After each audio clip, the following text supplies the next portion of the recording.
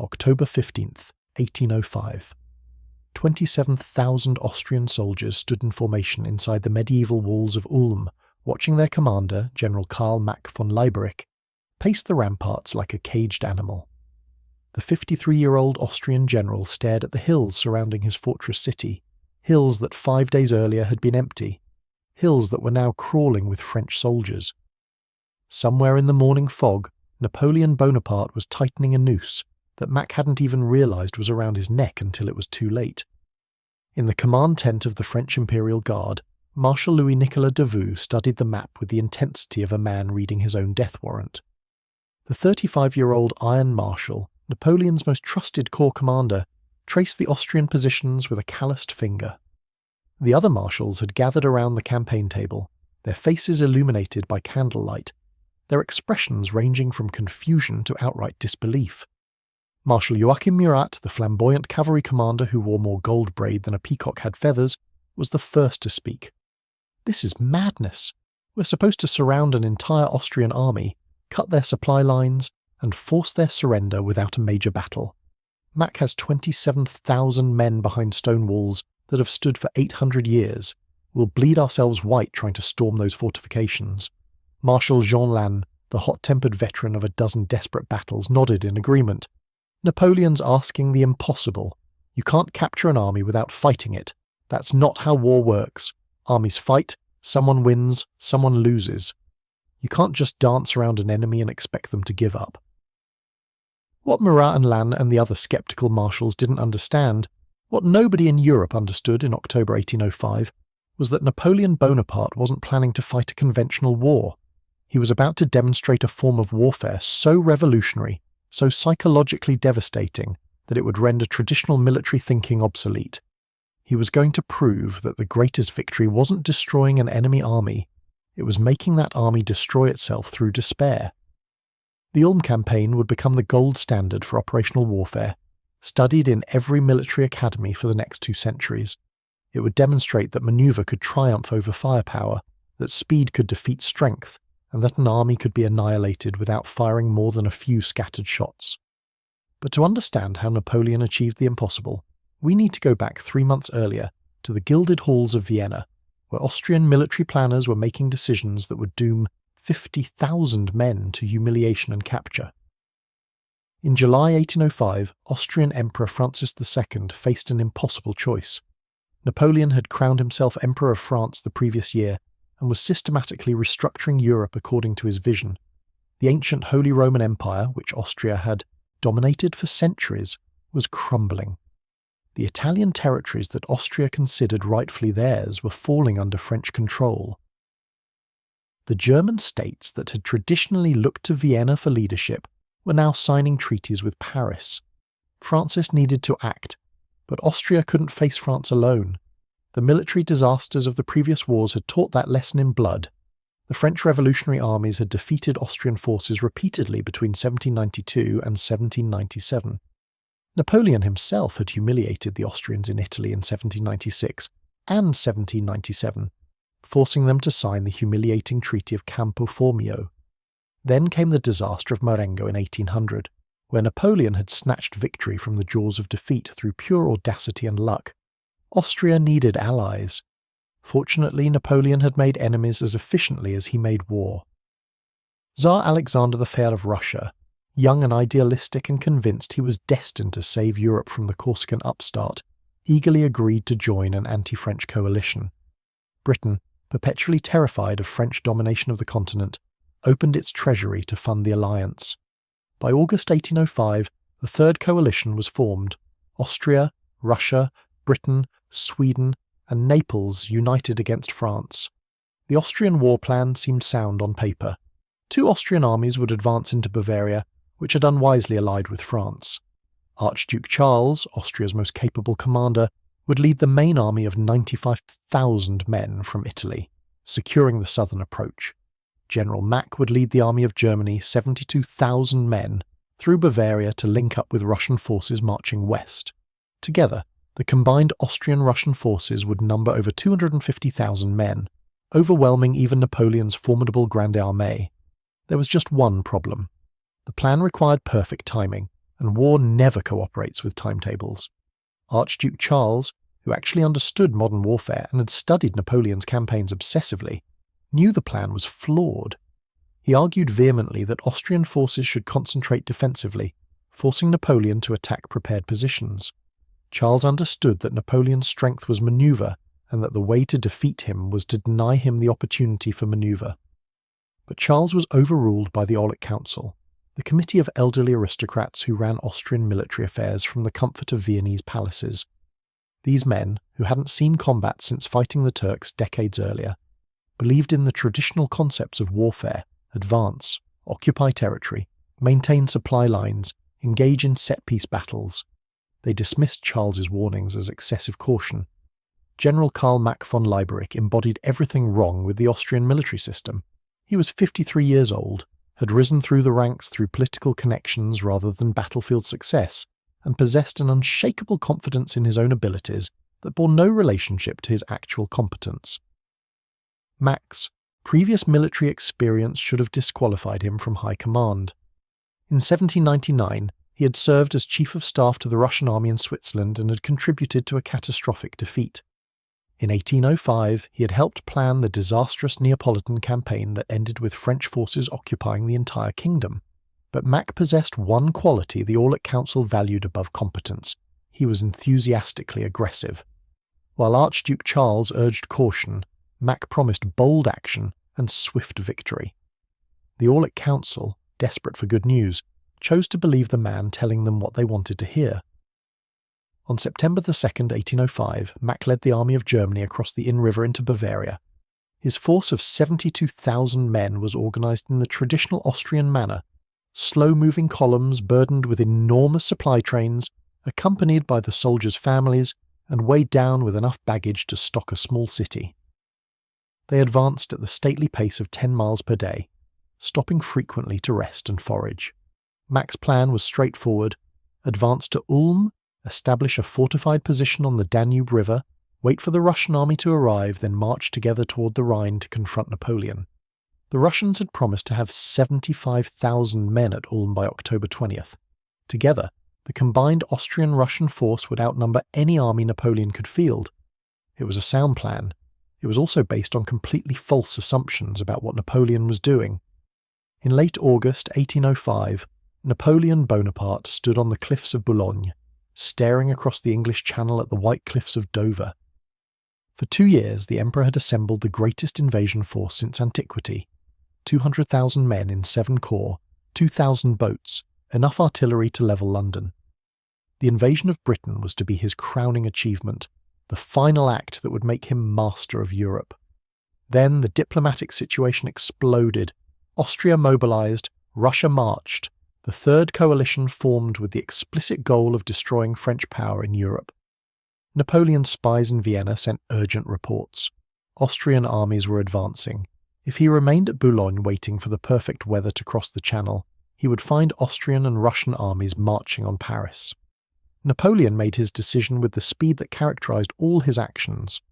On August 27th, he issued orders that would send 200,000 men racing across Europe in the largest and fastest military movement the continent had ever seen. The invasion of Britain was postponed indefinitely. The Grande Armée would march east.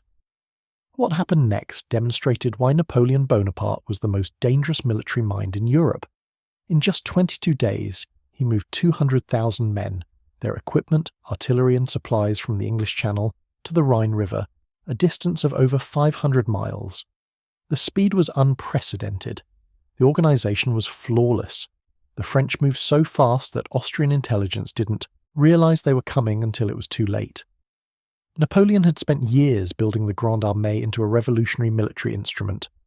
Unlike traditional armies that moved as a single massive column, the Grande Armée was organised into 7 independent corps, each containing infantry, cavalry and artillery. Each corps could march separately, move faster, and support itself from local resources. More importantly, each corps was strong enough to hold off a larger enemy force for a day or two until the other corps could concentrate. This corps system gave Napoleon flexibility that no other European army possessed. He could send his corps racing along parallel roads, covering ground 3 times faster than traditional armies. When he found the enemy, he could rapidly concentrate overwhelming force at the decisive point. The system had been tested in previous campaigns, but never on this scale, and never with such precision. Marshal Louis-Alexandre Berthier, Napoleon's chief of staff, orchestrated the movement with the precision of a symphony conductor. Every corps received detailed orders specifying exact routes, timing, and objectives. The Imperial Guard, the elite veteran force, marched at the centre. Davout's Third Corps moved on the right, Soult's V Corps on the left, Ney's Sixth Corps in the lead, Lannes's First Corps in support, Murat's cavalry screening ahead, Bernadotte's Corps and Marmont's II Corps securing the flanks. By September 24th, the Grande Armée had crossed the Rhine and was advancing into Germany. And still, General Mack had no idea they were coming. The Austrian intelligence system was a disaster. While Napoleon employed thousands of scouts, spies and observers who sent daily reports via a sophisticated courier network, the Austrians relied on diplomatic dispatches and newspaper reports. Mack believed Napoleon was still at Boulogne preparing to invade England. Austrian scouts reported French movement, but Mack dismissed these reports as exaggerations. The idea that Napoleon could move 200,000 men 500 miles in 3 weeks seemed impossible. Therefore, it must be impossible. On September 25th, Mack received his first concrete intelligence about French movements. A report from Austrian cavalry indicated that French forces had crossed the Rhine in strength. The estimated French force, wildly inaccurate because Austrian intelligence had no idea about the corps system, suggested perhaps 70,000 men were advancing. Mack wasn't concerned. Even if Napoleon brought 70,000 men, Mack had 72,000 men already in position at Ulm. The Russian army of 75,000 was marching west and would arrive in a few weeks. The Archduke Charles had 95,000 men in Italy. The math seemed simple. The coalition would have overwhelming superiority. What Mack didn't know was that Napoleon wasn't bringing 70,000 men, he was bringing 200,000. And Napoleon wasn't planning to attack Ulm from the west, where Mack expected him. Napoleon was planning to appear behind Ulm, cutting Mack off from Austria, from the Russians, from any hope of retreat. On October 2nd, Napoleon stood at Ludwigsburg and studied the map with an intensity that made his staff officers nervous. The Emperor had a habit of staring at maps for hours, his finger tracing routes, his mind calculating distances, timing, possibilities. He was seeing something nobody else could see, a way to win the campaign without fighting a major battle. The traditional approach would be to march straight at Ulm, lay siege to the fortress and batter down the walls with artillery. It would work eventually. French artillery and engineering were the best in Europe, but it would take weeks, cost thousands of casualties, and give the Russians time to arrive and rescue Mack. Napoleon rejected the traditional approach entirely. Instead, he saw a far more elegant solution. Ulm sat on the north bank of the Danube River. Mack's army was positioned to defend against an attack from the west, from France.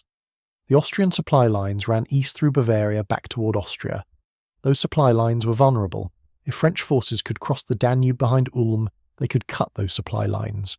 Cut the supply lines, and Mack's army would be trapped, surrounded, unable to retreat, unable to resupply, unable to receive reinforcements. Trapped armies had two choices, break out or surrender. And Napoleon was betting that Mack wouldn't have the nerve to attempt a breakout. The execution of this plan required precision that bordered on the impossible. Napoleon needed to get his entire army across the Danube without Mack realizing what was happening. The Danube was a formidable obstacle, over 200 yards wide in places, fast-flowing, with limited crossing points. The bridges were fortified, the fords were guarded. Crossing a major river in the face of enemy opposition was one of the most dangerous operations in warfare. Napoleon's solution was audacious. He would use his corps system to confuse and distract the Austrians, while his main force crossed the river. One corps would demonstrate in front of Ulm, convincing Mack that the French attack was coming from the west. Meanwhile, the other 6 corps would race east and south, cross the Danube at multiple points, then sweep west behind Ulm like a door closing. By the time Mack realized what was happening, it would be too late. On October the 6th, Marshal Michel Ney received his orders. His Vice Corps would cross the Danube at Günzburg, a small town with a bridge that Austrian intelligence had reported as only lightly defended. Ney read the orders with growing excitement. His corps would be the first across, the tip of the spear, the vanguard of the entire campaign. For a glory-seeking marshal like Ney, this was everything he'd dreamed of. There was just one problem. The Austrian intelligence was wrong. Günzburg wasn't lightly defended. It was held by an Austrian division of 6,000 men with artillery, positioned to sweep the bridge with canister shot. Ney discovered this when his lead units approached the bridge on October 8th and were met with a storm of artillery fire that shredded the first company to attempt a crossing. Any conventional commander would have halted, brought up siege artillery and spent days preparing a proper assault. Ney wasn't a conventional commander. He was the bravest of the brave, a man whose solution to every problem was to attack it with overwhelming aggression. Ney personally led his grenadiers in a frontal assault across the bridge under fire. The attack was insane. The Austrians had clear fields of fire. Their artillery was perfectly positioned. Their infantry was protected behind stone walls. By every military calculation, the attack should have failed with massive casualties. It succeeded because Ney's grenadiers, the elite veterans of a dozen campaigns, were willing to walk into hell if their marshal led them. They stormed across the bridge through a hail of canister and musket fire. Men fell by the dozens, but the others kept coming, bayonets fixed, screaming their war cries. The Austrians, shocked by the ferocity of the assault, broke and ran. By nightfall on October 8th, Ney's 6th Corps held the bridge at Günzburg, and the 1st French Corps was across the Danube behind the Austrian army. The door was starting to close. Marshal Jean-Baptiste Jules Bernadotte, commanding Hussar Corps, received similar orders to cross the Danube further east. Bernadotte was a cautious commander, politically ambitious, perpetually worried about his reputation. He approached every order with the suspicion that Napoleon was setting him up for failure. When his scouts reported Austrian forces near his designated crossing point, Bernadotte halted and sent a courier to Napoleon requesting clarification and reinforcements. Napoleon's response was volcanic. The Emperor sent a message so harsh that Bernadotte's staff officers winced reading it. The orders are clear: cross the Danube, engage the enemy, stop wasting time with excuses. Every hour you delay gives the Austrians time to escape. If you cannot follow orders, I will find a marshal who can. Properly motivated by the threat of being relieved of command, Bernadotte crossed the Danube on October 9th. Another corps across, another section of the encirclement completed. Marshal Nicolas Jean de Dieu Soult, commanding 4 Corps, crossed at Donauwörth. Marshal John Lannes, commanding V Corps, crossed at Rain. Marshal Louis-Nicolas Davout, commanding 3rd Corps, crossed further east to block any Austrian attempt to retreat toward Vienna. Marshal Edouard Mortier, commanding V Corps, stayed on the north bank to prevent Mack from breaking out northward. By October 10th, 6 French corps totalling over 150,000 men were positioned in a massive arc behind Ulm. The trap was set, and General Mack still didn't understand what was happening. The Austrian general received reports of French forces crossing the Danube, but he misinterpreted them completely. Mack believed these were small raiding parties, perhaps a single French corps trying to threaten his supply lines. He sent a division to investigate and drive off what he assumed were minor French forces. That division, 6,000 men under General Franz von Werneck, marched east on October 11th. They encountered Marshal Murat's entire cavalry corps, 20,000 horsemen, supported by Lanz's Vai corps of 18,000 infantry. The Austrian division was surrounded and destroyed in a brief one-sided engagement that lasted less than 3 hours. The survivors straggled back to Ulm with news that shattered Mack's composure. The French weren't west of Ulm, they were east of Ulm. The French weren't a small raiding force, they were everywhere. The French had somehow moved an entire army behind his positions without him noticing. On October 12th, General Mack finally understood the magnitude of his disaster. He stood in his headquarters at Ulm staring at the map as his staff officers reported the positions of French forces. Ney's corps to the south, Soult's corps to the southeast, Lannes' corps to the east, Davout's corps to the northeast, Mortier's corps to the north, Murat's cavalry screening everywhere. The army of Germany was surrounded by forces that outnumbered it 2-1. The supply lines to Austria were cut. The Russian army was still weeks away. The Archduke Charles was hundreds of miles away in Italy. Mack's first instinct was to blame everyone but himself. He sent angry messages to Vienna complaining that he hadn't received proper intelligence, that the Russians had failed to arrive on schedule, that the Bavarians hadn't provided adequate support. He demanded reinforcements that didn't exist, and supplies that couldn't reach him. His staff officers watched their commander unravel, making excuses instead of decisions. A few Austrian officers suggested aggressive action. General Franz von Werneck, who had survived the previous day's disaster, proposed that the entire Austrian army should immediately attempt to break out to the north or east, accepting heavy casualties but preserving the core of the army to fight another day. Lieutenant Field Marshal Johann Meyer von Heldensfeld argued they should abandon Ulm entirely and try to reach the Archduke Charles in Italy. These were sound proposals from competent officers who understood that a surrounded army's only hope was immediate violent action before the encirclement became impenetrable. Mack rejected both suggestions. He convinced himself that the situation wasn't as bad as it appeared. Perhaps French forces weren't as numerous as reported. Perhaps the Russians would arrive earlier than expected. Perhaps the Archduke Charles would march north from Italy. Perhaps Napoleon would make a mistake. Mack ordered his army to stay in Ulm and wait for rescue. It was the worst decision he could have made. Every day the Austrians waited, the French encirclement grew stronger. Napoleon brought up his artillery. French engineers fortified the surrounding hills. Supply lines were established. The noose tightened. On October 13th, Napoleon himself arrived at the hills overlooking Ulm. The emperor stood on a height called the Michelsberg and surveyed the trapped Austrian army with satisfaction. Marshal Berthier stood beside him, consulting the enormous leather-bound notebook that contained every detail of the Grande Armée's positions, supplies, and capabilities. "How long can they hold out?" Napoleon asked. Berthier did some mental calculations.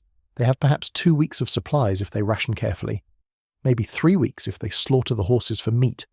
But their morale will break long before they starve. They're not being bombarded. They're not being assaulted. They're just sitting there watching us grow stronger every day. That's the worst kind of torture for a soldier. Napoleon nodded.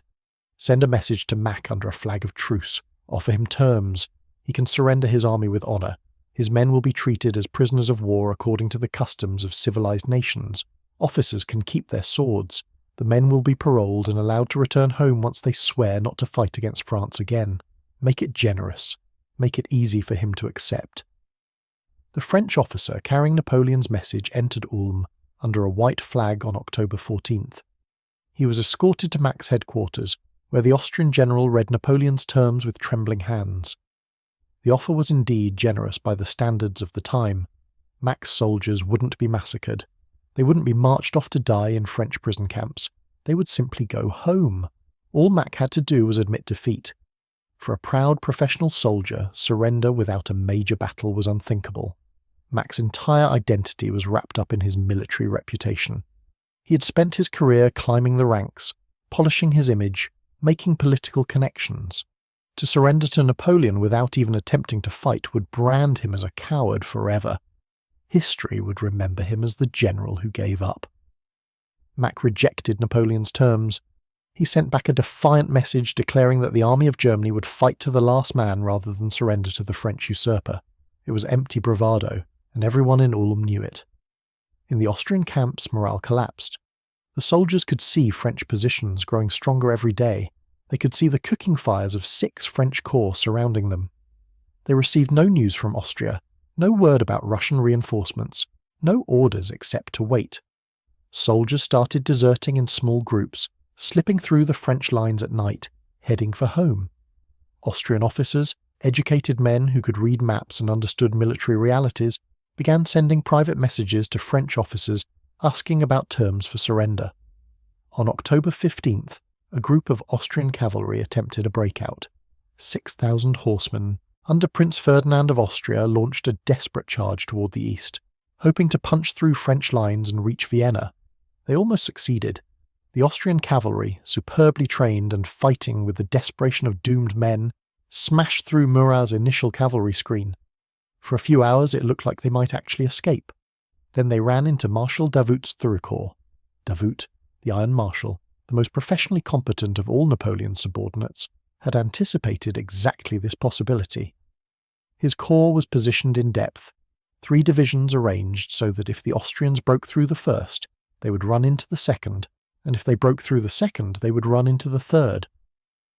The Austrian cavalry exhausted their horses and their ammunition battering against Davout's formations. By nightfall, Prince Ferdinand and about 2,000 horsemen had escaped. The other 4,000 were captured or killed. Inside Ulm, the failed breakout destroyed what little remained of Austrian morale. Soldiers openly questioned why they were still fighting. Officers began approaching Mack demanding that he negotiate surrender. The general, haggard and sleepless, seemed to age years in days. On October 16th, Mack finally accepted reality. He sent a message to Napoleon requesting an armistice to discuss terms. Napoleon agreed immediately, but he added one condition.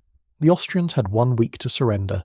If Russian forces arrived to relieve them within that week, the armistice would end and they could continue fighting. If no relief came, they would surrender. It was a calculated psychological move. Napoleon was giving Mack an excuse to surrender with honour. The Austrian general could tell himself he had waited for rescue, that he had given the Russians every chance to arrive, that he had done everything possible. When rescue didn't come, surrender would be the reasonable choice, not cowardice. The week of October 17th through October 23rd was surreal. Inside Ulm, 27,000 Austrian soldiers waited, hoping for rescue they knew wouldn't come. Outside Ulm, 150,000 French soldiers strengthened their positions and waited. No shots were fired, no attacks were launched. Both armies simply watched each other. Napoleon used the time to bring up supplies and rest his men. He also used it to position his forces for the next phase of the campaign. The Russians were still marching west. Once Mack surrendered, the Grande Armée would need to pivot and face the new threat. On October 20th, the day the Russians had originally promised to arrive at Ulm, Austrian observers on the walls stared eastward, hoping to see Russian banners. They saw only French campfires stretching to the horizon. The Russian army was still 200 miles away, delayed by the same slow march rates that characterized all traditional armies. They would arrive too late to save Mack. On October 23rd, the armistice expired. No rescue had come. General Mack, looking like a man, heading to his own execution, rode out of Ulm to meet Napoleon and formally surrender. The meeting took place in Napoleon's field headquarters, a commandeered inn outside Ulm. Mack entered to find Napoleon seated at a simple wooden table, studying maps and eating bread and cheese. The Emperor of France wore a plain grey overcoat with no decorations, looking more like a senior clerk than the master of Europe. Napoleon looked up as Mack was announced, studying the Austrian general with the same analytical intensity he brought to studying maps. The Emperor stood and gestured to a chair. "General Mack, please sit. You look exhausted. Have you eaten?" Mack, stunned by the informal greeting, stammered a reply and sat. A French aide brought wine and food. Napoleon poured 2 glasses himself. No servants, no ceremony.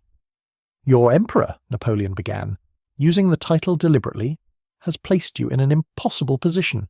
You were ordered to advance without proper support, without adequate intelligence, without any realistic chance of success. You followed your orders.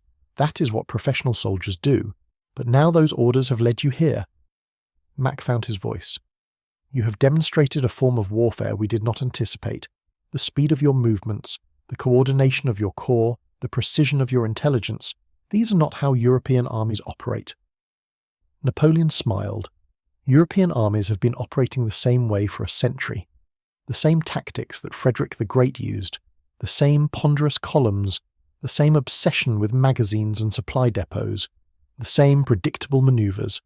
I've tried to create something different, a military instrument that uses speed as a weapon, that treats maneuver as more important than firepower. Today, you have seen the result. The formal surrender ceremony took place on October 25th, 1805. Napoleon arranged it as a propaganda spectacle, designed to humiliate Austria while honouring the common soldiers. The Austrian army marched out of Ulm in formation, colours flying, drums beating, officers carrying their swords. They filed past Napoleon, who stood on the Michelsberg reviewing the procession. As each Austrian regiment passed, the soldiers laid down their weapons in neat stacks.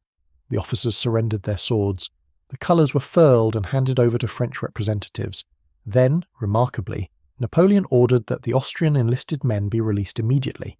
They were given parole documents and told they could go home. The officers would be held as prisoners of war, but the common soldiers, over 20,000 men, were freed. The psychological impact was enormous. Napoleon was demonstrating that he wasn't their enemy, their own government was. The soldiers who returned home to Austria and spread across the empire carried a message more powerful than any French propaganda. The French treated us better than our own officers did. Napoleon didn't need to destroy us. We destroyed ourselves. The Battle of Ulm, or rather the non-Battle of Ulm, was over. An entire Austrian army, 27,000 men with their equipment, artillery and supplies, had been captured without Napoleon fighting a single major engagement. Total French casualties in the entire campaign were less than 2,000 killed and wounded. Austrian casualties were minimal in combat, but 27,000 prisoners, 60 artillery pieces, 40 colours, and enough supplies to equip a corps. The victory was unprecedented in European military history. Armies didn't surrender without fighting. Fortresses didn't fall without sieges. Generals didn't capitulate with their forces intact. Yet Napoleon had achieved exactly that through pure operational brilliance. The news of Ulm's fall electrified Europe. In Paris, celebrations erupted. In London, military analysts tried to understand how such a thing was possible. In St. Petersburg, Tsar Alexander received the news with fury and alarm. If Napoleon could destroy an Austrian army without fighting it, what would he do to Russian forces? The Russian army, still marching westward under General Mikhail Kutuzov, immediately went into retreat. Kutuzov understood that he couldn't face Napoleon alone. The 75,000 Russian soldiers began a fighting withdrawal back toward Vienna, hoping to link up with Austrian forces from Italy and create a combined army large enough to challenge the French. Napoleon pursued immediately. The Grande Armée that had just completed the Ulm encirclement was now ordered to march east in pursuit of the Russians. This phase of the campaign would culminate in the Battle of Austerlitz 6 weeks later, but Ulm had already decided the war's outcome. Austria's main army was destroyed. The psychological impact of such a complete defeat without a battle shattered Austrian military confidence. Tactically, Ulm demonstrated several revolutionary concepts that would influence military thinking for the next 2 centuries. First, the decisive point of a campaign wasn't always the enemy army itself, but the enemy's lines of communication. By cutting Mack's supply lines, Napoleon made the Austrian position untenable without firing a shot. Second, speed and manoeuvre could substitute for firepower. The Grande Armée's rapid movements prevented the Austrians from concentrating their forces. By the time Mack understood what was happening, it was too late to react. Third, the corps system gave Napoleon flexibility that traditional armies couldn't match. Each corps could operate independently, march on separate roads, and concentrate rapidly when needed. This system turned the Grande Armée into a military instrument that could adapt to changing situations faster than any enemy could react. Fourth, intelligence and reconnaissance were as important as combat power. Napoleon's scouts and spies gave him accurate information about Austrian movements, while Austrian intelligence was virtually non-existent. This information advantage allowed Napoleon to make decisions based on reality, while Mack made decisions based on wishful thinking. Fifth, psychological warfare was a weapon as potent as artillery. Napoleon's generous surrender terms split the Austrian army from its government, turning potential enemies into men who questioned why they were fighting. The political ramifications of Ulm were equally significant. The Third Coalition, assembled with such high hopes just months earlier, was already collapsing. Austria had lost its main army. Russian forces were in retreat. The German states that had wavered between Vienna and Paris now rushed to sign treaties with Napoleon. Britain, watching from across the Channel, realised that continental powers couldn't defeat France through traditional military means. The financial cost of supporting failed coalitions was bankrupting the British Treasury. Within weeks of Ulm, British Prime Minister William Pitt the Younger, the architect of the Third Coalition, would reportedly look at a map of Europe and say, "Roll up that map, it will not be wanted these 10 years. Napoleon would dominate the continent for the next decade. General Mack von Leiberich became the scapegoat for Austria's disaster. He was court-martialed, convicted of military incompetence, stripped of his rank, and sentenced to 2 years' imprisonment. The Aulic Council, the body that had approved his plans and overruled Archduke Charles's warnings, faced no consequences whatsoever. History remembers Mack as the general who lost an army without fighting, conveniently forgetting that he had followed orders from superiors who understood warfare even less than he did. The Austrian soldiers who returned home from Ulm carried stories that would haunt their nation for years. They described the precision of French movements, The overwhelming sense of being outthought and outmaneuvered, the realization that they were facing an enemy that operated on a different level entirely. These stories eroded Austrian military confidence more effectively than any battlefield defeat could have. In Vienna, Emperor Francis II faced the reality that Austria could no longer compete with Napoleonic France as a first-tier power. The empire would survive, but its dominance in Central Europe was finished. The Holy Roman Empire, which Austria had led for centuries, would be dissolved in 1806. Austrian military reforms would take years and would ultimately prove inadequate. For Napoleon, Ulm was perhaps his finest achievement. He had demonstrated a form of warfare that transcended traditional military thinking. He had proven that the greatest general wasn't the one who won the bloodiest battles, but the one who made battle unnecessary. Austerlitz, fought 6 weeks later, would be more famous because it involved actual combat, tens of thousands of casualties, dramatic cavalry charges, and all the spectacle that made for exciting history. But Ulm was more impressive.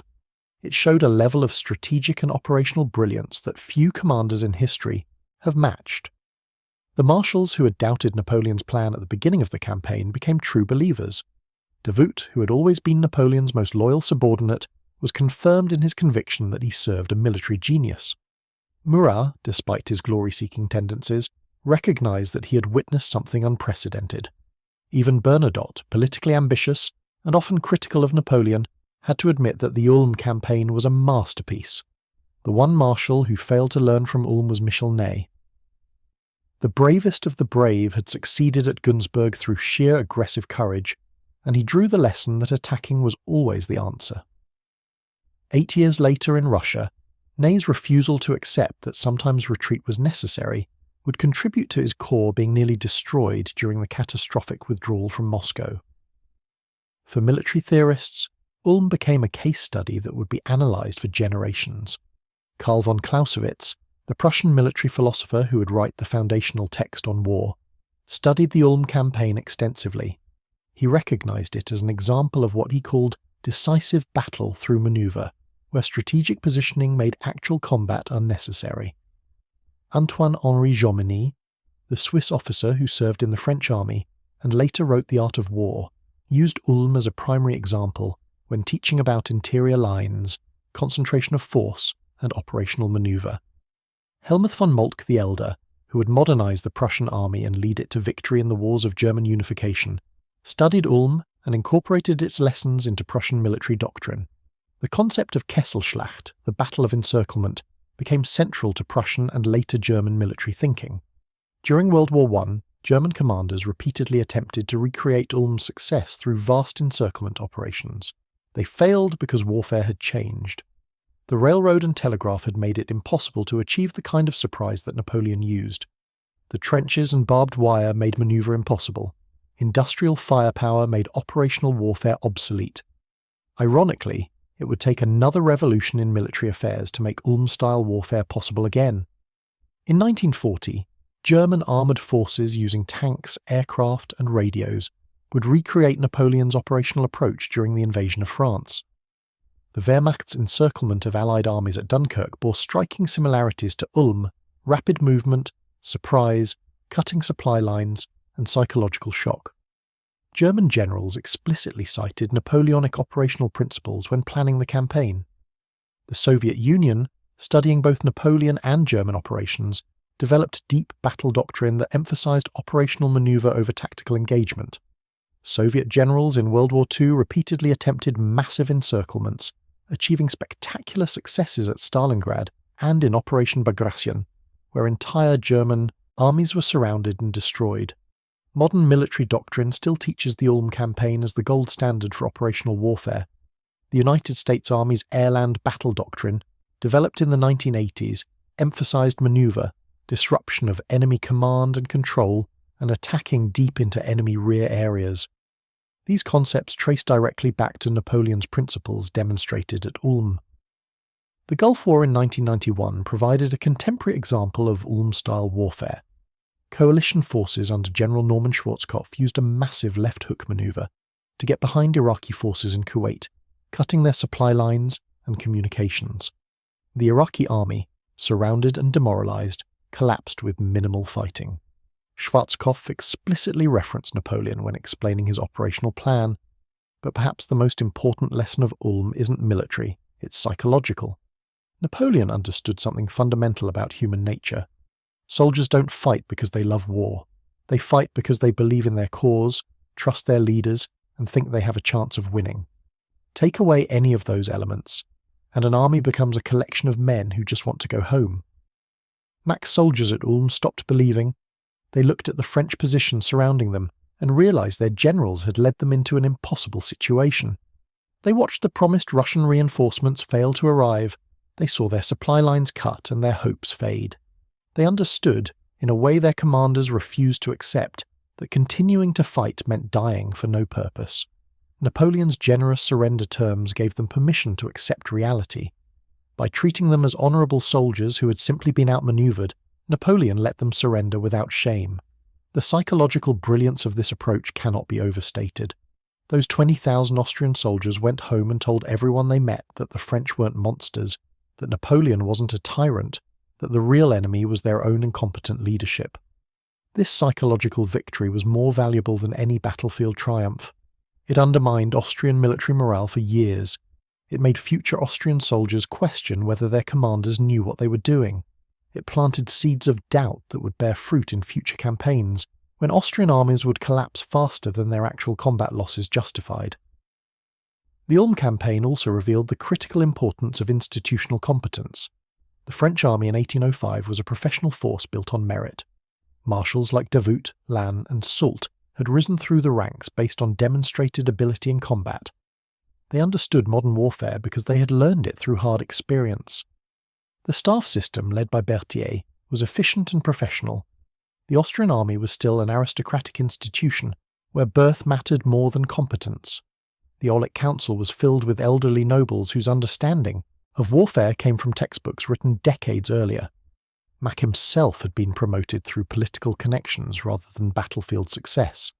The Austrian staff system was bureaucratic and slow, unable to process information or issue orders with the speed modern warfare required. This institutional gap mattered more than the tactical capabilities of individual soldiers. Austrian infantry were well trained and brave. Austrian cavalry were among the finest in Europe. Austrian artillery was technically excellent, but these tactical strengths were wasted because the army's leadership couldn't employ them effectively. Napoleon had built an army that could think. His marshals understood his intent and could act independently when necessary. His staff could coordinate complex operations across hundreds of miles. His intelligence network provided accurate, timely information. His logistics system could keep 200,000 men supplied while marching at unprecedented speeds. This institutional superiority made the Grande Armée not just an army, but a machine for winning wars. The economic dimension of Ulm is often overlooked but equally important. Napoleon's campaign depended on France's industrial capacity to equip and supply his army. The muskets carried by French infantry were produced in national arsenals at unprecedented rates. The artillery pieces were standardized, making ammunition interchangeable and simplifying logistics. The uniforms, boots, and equipment were manufactured by a nascent military-industrial complex. Austria, despite being a larger empire with more population, couldn't match French production. Austrian arsenals still operated like craft workshops, producing weapons individually rather than through mass production. Austrian military equipment wasn't standardized, meaning that ammunition for one regiment's muskets might not fit another regiment's weapons. This lack of industrial efficiency translated directly into military weakness. The same economic factors that allowed Napoleon to move so quickly also allowed him to sustain operations. French corps could live off the land to some degree, requisitioning supplies from the territories they passed through, but they were also supported by a sophisticated logistics system that sent convoys of supplies forward along predetermined routes. The French had essentially industrialized warfare, turning military operations from an art into a science. Looking at the personalities involved, the contrast between Napoleon and Mack is stark. Napoleon was 36 years old at Ulm, at the height of his intellectual and physical powers. He worked 18-hour days, personally reviewing intelligence reports, writing detailed orders, inspecting units, and making hundreds of decisions. He had an almost superhuman ability to absorb information, identify the critical factors, and make instant decisions. Mack was 53. Exhausted by years of political manoeuvring and past failures, he delegated decision-making to subordinates, relied on outdated military principles, and seemed unable to process information that contradicted his preconceptions. When faced with crisis, he froze, making excuses rather than decisions. But personality alone doesn't explain the outcome. Napoleon operated within a system that amplified his abilities. Mack operated within a system that magnified his weaknesses. A mediocre French general, supported by the corps system and professional staff, might have done reasonably well. A brilliant Austrian general, hamstrung by the Aulic Council and outdated doctrine, would have struggled. The diplomatic aftermath of Ulm set the stage for Napoleon's domination of Europe. Within weeks of the surrender, Bavaria, Württemberg and Baden signed treaties of alliance with France. These German states, seeing which way the wind was blowing, abandoned their traditional loyalty to Austria and joined Napoleon's growing empire. This shift transformed the political geography of Central Europe. The Holy Roman Empire, that 1,000-year-old institution that had given Austria its primacy in Germany, was now a hollow shell. Francis II would formally dissolve it in 1806, ending a political structure that had existed since Charlemagne. In its place, Napoleon would create the Confederation of the Rhine, a collection of German states under French protection. This reorganization of Germany would have consequences lasting far beyond Napoleon's lifetime. Russia, watching Austria's humiliation, faced a terrible choice. Tsar Alexander VII could retreat and abandon his Austrian ally, or he could continue the campaign despite Austria's collapse. Alexander, young and idealistic and convinced he was destined to save Europe from tyranny, chose to fight on. This decision would lead to Austerlitz, where Russian and Austrian forces would face Napoleon in open battle and suffer one of the most devastating defeats in military history. Britain, the financier of the coalition, realised that continental armies couldn't defeat Napoleon through conventional means. British strategy would shift toward economic warfare through naval blockade and supporting guerrilla resistance in Spain. The Peninsular War, which would drain French resources for years, was a direct consequence of lessons learned from Ulm and Austerlitz.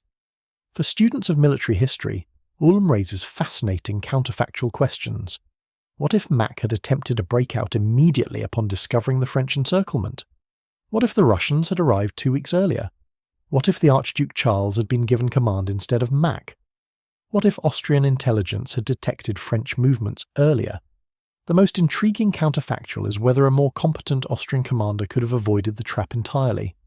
Archduke Charles, who actually understood Napoleonic warfare, had argued for defensive concentration rather than aggressive advance. If Charles had been in command, he might have positioned Austrian forces behind the Inn River, forcing Napoleon to attack prepared positions. The campaign might have turned into a grinding war of attrition rather than a brilliant demonstration of operational manoeuvre. But these counterfactuals assume Austria could have overcome its institutional weaknesses. The real problem wasn't Mack's incompetence, it was the system that promoted incompetence. Even if Charles had been in command, he would have been constrained by the Aulic Council, limited by Austrian logistics, and hampered by outdated military structure. The institutional gap between France and Austria was so wide that individual brilliance couldn't bridge it. The human cost of Ulm is often minimized because casualties were so light. Nobody died in the surrender. The Austrian soldiers went home. It seems like a bloodless victory, almost a gentleman's war. But this perspective ignores the deeper costs. Those 27,000 Austrian soldiers lost faith in their military and their government. They went home carrying stories of incompetent leadership and systemic failure. This erosion of trust and confidence was a wound that took generations to heal. The officers who surrendered at Ulm faced varying fates. Some, like Mack, were court-martialed and disgraced. Others were quietly pensioned off, removed from active service but spared public humiliation. A few managed to continue their careers, learning from the disaster and becoming better officers. But all of them carried the stigma of Ulm for the rest of their lives.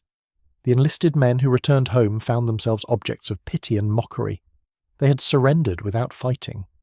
In military cultures that valued honour and courage above all else, this was shameful regardless of the circumstances.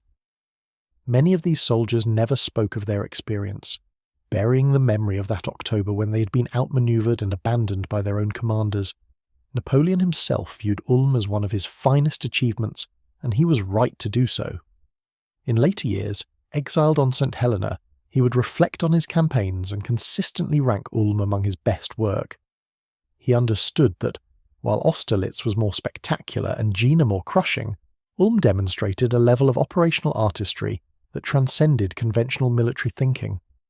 The Emperor would tell his companions on St. Helena that the true art of war wasn't winning battles, it was making battles unnecessary. Any competent general with enough soldiers could win battles through sheer weight of numbers. A great general could achieve strategic objectives without wasting lives in combat. Ulm was the proof of this principle. Marshal Davout, who had executed his part of the Ulm encirclement with typical precision, later wrote that the campaign taught him the difference between tactics and strategy. Tactics were what happened when armies clashed on the battlefield. Strategy was creating situations where the battlefield clash was already decided before it began. Napoleon had mastered strategy in a way that made tactical brilliance almost irrelevant. The core system that Napoleon perfected at Ulm would remain the standard organizational structure for European armies for the next century. Prussia adopted it immediately after studying Napoleon's campaigns. Russia, Austria, and Britain followed suit. By the 1860s, every major European power organized its army into corps-sized formations capable of independent operation. This organizational innovation alone guaranteed that Napoleon's influence on military affairs would extend far beyond his lifetime. The staff system that Berthier had developed to coordinate the Grande Armée's movements became the model for all future military staffs.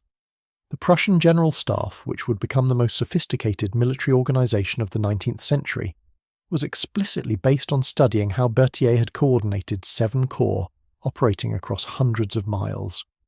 The idea that a professional staff could multiply a commander's effectiveness became military orthodoxy.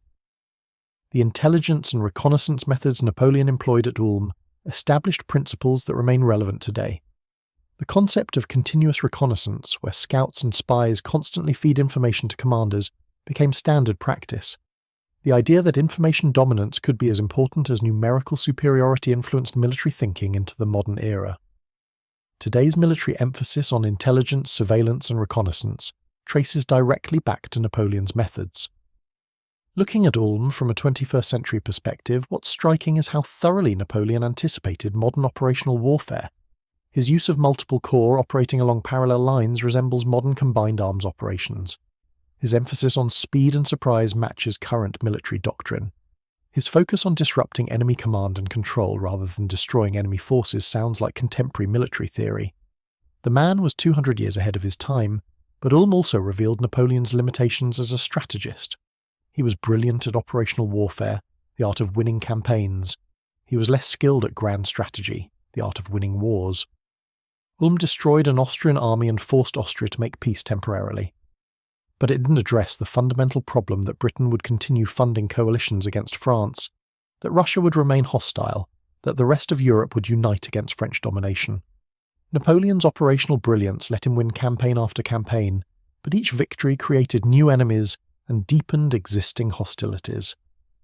Ulm humiliated Austria so thoroughly that Austrian leaders spent the next decade planning revenge. The demonstration of French military superiority alarmed every other European power, making them more determined to resist rather than less. Napoleon could win every battle and still lose the war, which is ultimately what happened. The Ulm Campaign also demonstrated the limitations of conventional military force as a political tool. Napoleon could surround and capture an Austrian army, but he couldn't force Austria to accept permanent French domination. He could defeat Russian forces, but he couldn't make the Tsar stop organizing new coalitions.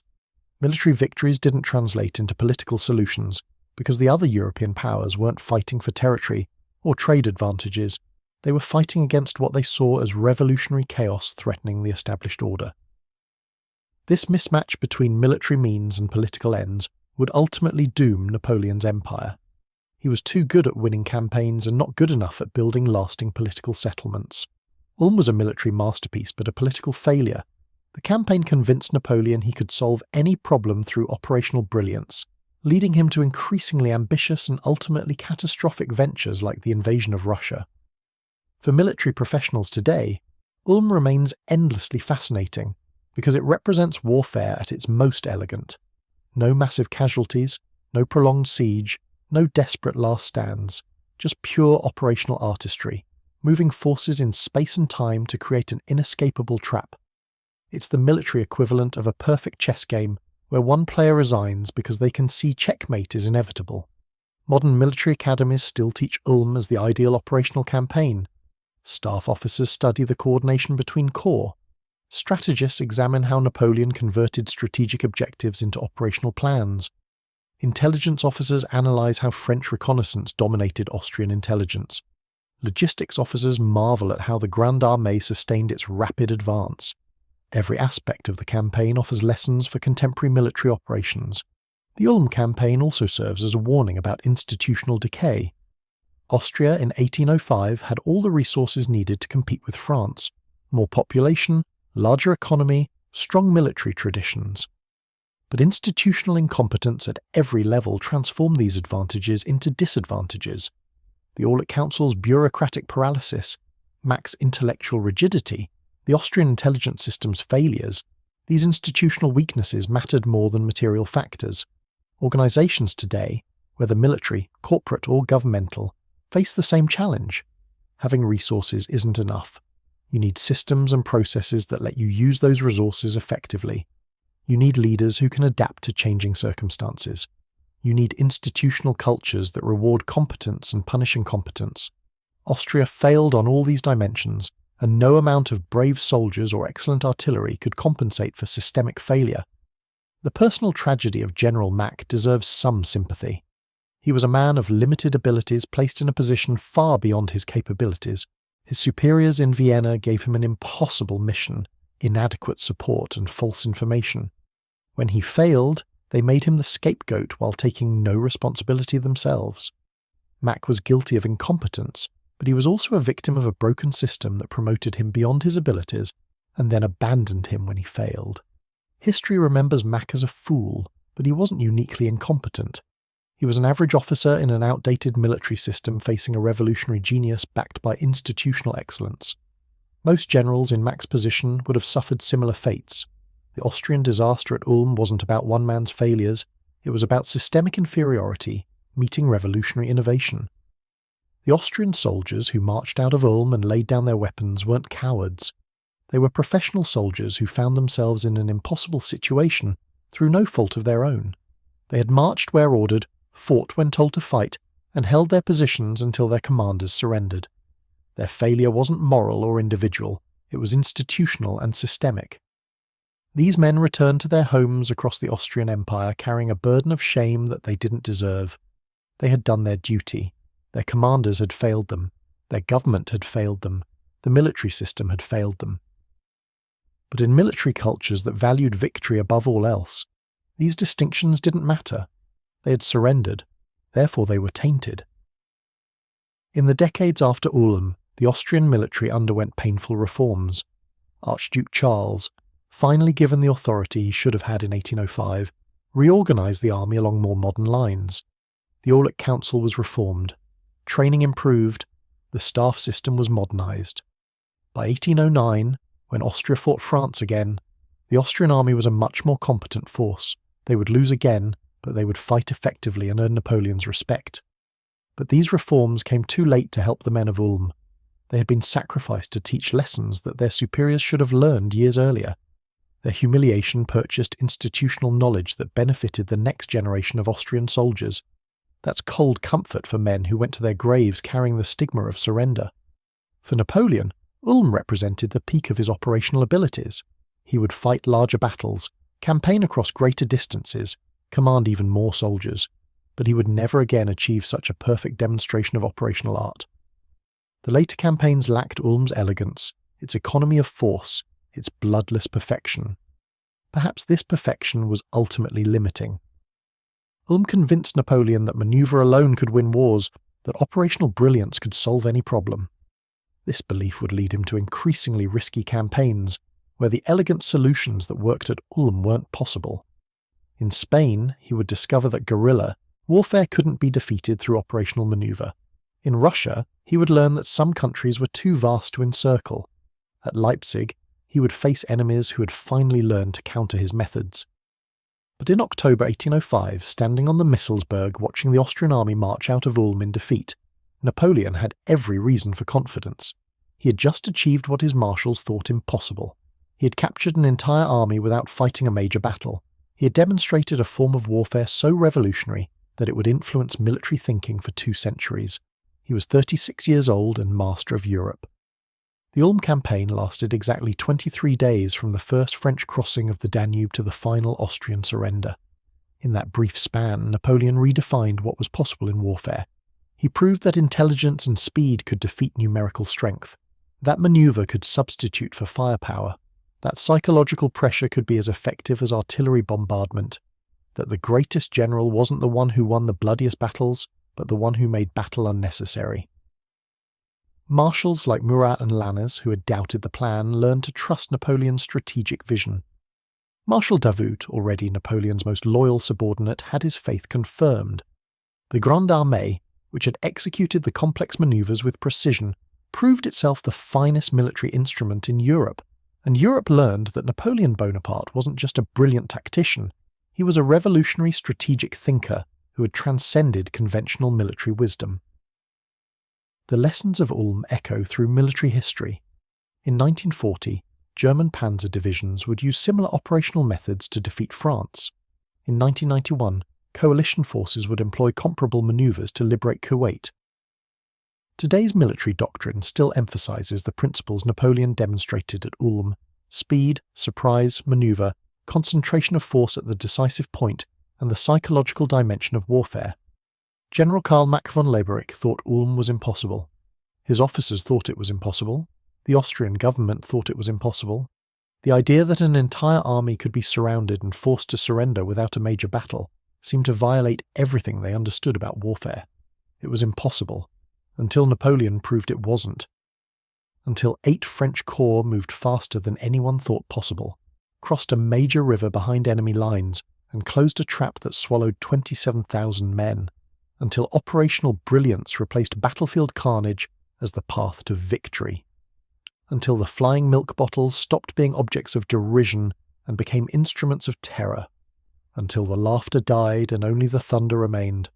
The Ulm Campaign stands as proof that the greatest victories don't require the greatest violence, they require the greatest vision. Napoleon saw possibilities his enemies couldn't imagine, created solutions they couldn't counter, and achieved results they couldn't comprehend. For 23 days in October 1805, he made the impossible look inevitable, and 27,000 Austrian soldiers marched into captivity having barely fired a shot, victims of a new kind of warfare that made their courage and their weapons equally irrelevant. That is the true lesson of Ulm. Sometimes the most devastating defeat comes not from being outfought, but from being outthought. Sometimes the battle is lost before it begins. Sometimes an army can be destroyed without being engaged. Napoleon's marshals thought Ulm was impossible. History proved them wrong.